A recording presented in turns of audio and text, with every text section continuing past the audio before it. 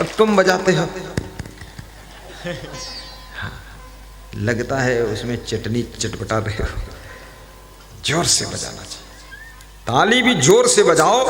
ये पॉइंट होते सब एक को पंक्चर हो जाते पॉइंट। इससे नींद अच्छी आएगी, सिर दर्द नहीं होगा, कमर दर्द नहीं होगा, घुटना दर्द नहीं होगा। और ये ताली अगर जोर से तुमने बजा दिया तो याद रखना बुद्धि को साग्रता को प्राप्त करेगी। बजा के देखिए, आज दिन भर बजाइए, रातों रात बुद्धि बढ़ेगी।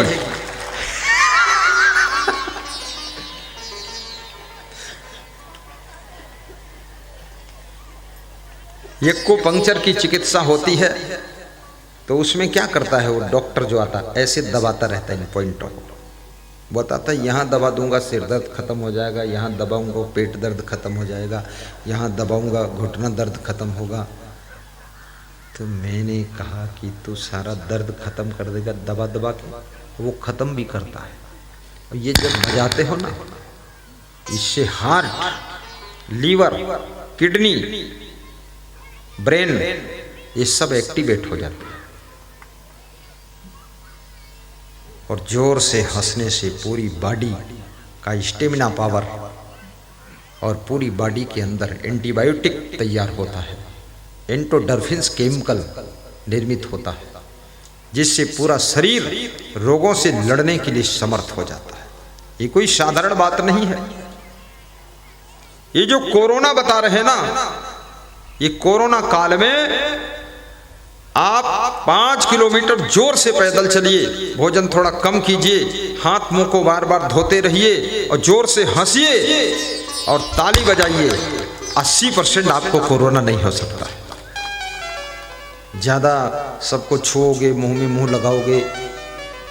हीरो हीरोइन के लिए बहुत बड़ी समस्या कोरोना ने पैदा कर दिया, क्योंकि हीरो हीरोइन एक दूसरे का मुंह चाटते थे।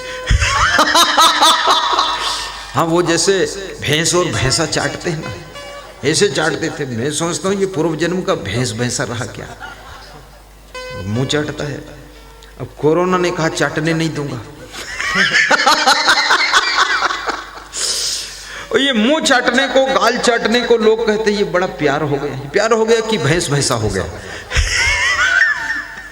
कभी नहीं चाटना है। अरे मुंह में लार है, थूक है, गाल में पसीना है, किसी गाल भी छूना नहीं चाहिए।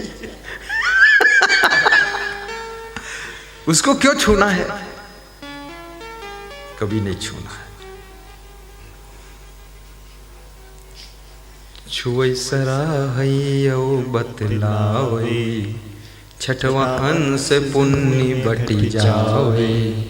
छुई सराहैयो बतलावे, छठवा अंश पुण्य बटी जावे।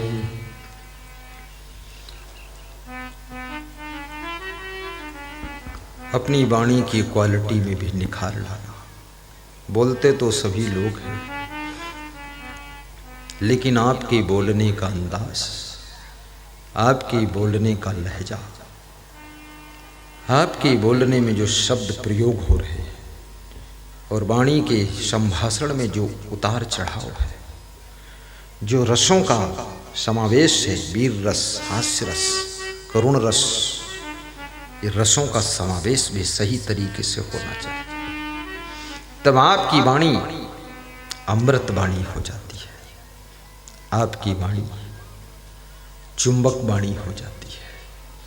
स्वभाव में भी क्वालिटी लाइए। स्वभाव, प्रसन्न स्वभाव बनाइए, अनुशासन प्रिय स्वभाव रखिए, सरल स्वभाव, मधुर स्वभाव, विनम्र स्वभाव, सहनशील स्वभाव, गम खाने का स्वभाव। कितने लोग थोड़ी सी भी गम नहीं खा पाते। सासू ने जरा सा कुछ कह दिया, बस बहू एक कोने में बैठ करके रो रही है। क्यों रो रही हो? सासू ने कुछ कहा है तो सह लेती। हमको इतना कभी किसी ने नहीं कहा है। अरे ये मत बोल, सुन ले चुपचाप सह ले, फालतू बात मत कर, नखराबाजी छोड़। ये तेरा मायका नहीं, ये ससुराल है। यहाँ डबल डबल इंजेक्शन लगते रहते हैं।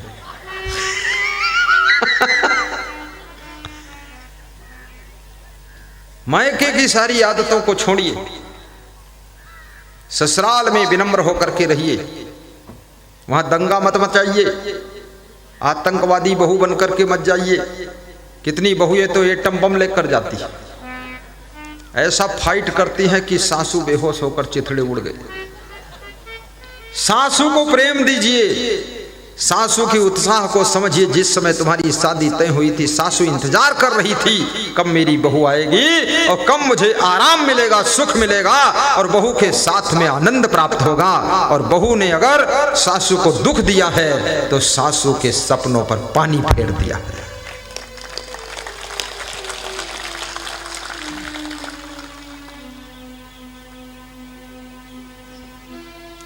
और बहू के अंदर भी सपने होते हैं कि ससुराल जाऊंगी बहुत सुख मिलेगा, वहां पति देव मिलेंगे। जब ससुराल पहुंची तो पति देव को देखा कि दारू पीकर पड़े हैं। रघुपति राघव राजा राम, पता न पावे सीताराम और दारू पीनी है गंगा राम।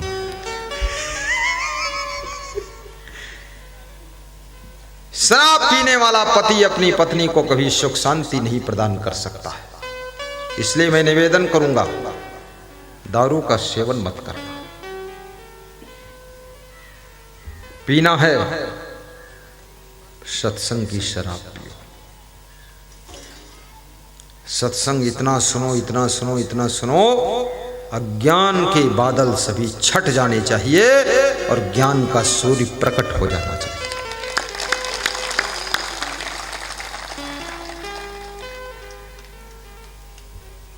साहिब बंदगी,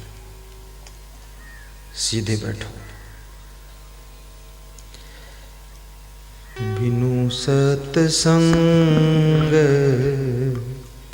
विवेक न होई। दोहराइए, सब गाइए, मानस की सत्संग विवेक न होई। राम कृपा बिनु सुलभ न सोई। राम कृपा बिनु सुलभ न सोई।